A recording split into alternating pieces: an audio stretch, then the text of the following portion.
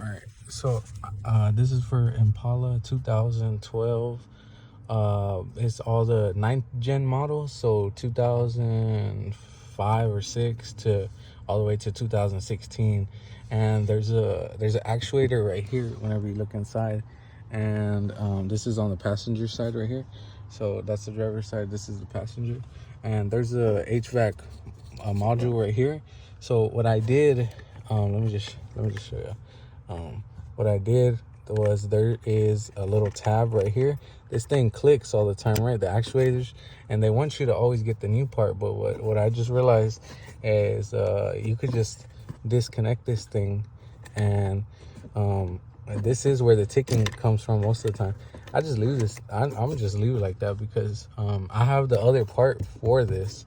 It has a tab right here, or one right here, I think, or that's just the holder. And then it has one down here, and this is a 5.5 and standard, and then in metric, it's 7 by 32, 7 by 32 or 5.5, or you can use a 6. It might work too. And you just have to disconnect it. Just take this out, and no more clicking. You don't even got to replace it or go buy the part or nothing. Just take it out. Everything still works. My AC still works. My heat works. The cold works. The blower for how high I want it to work still works. Everything works right here.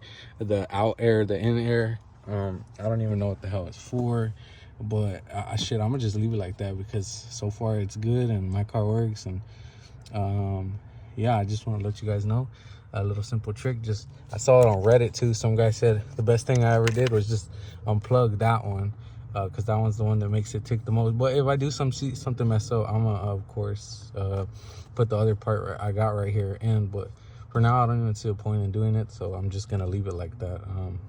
Yeah, have a good one. Like and subscribe if you want more car tips and tricks for the Impala specifically. I'm gonna start working on other cars pretty soon.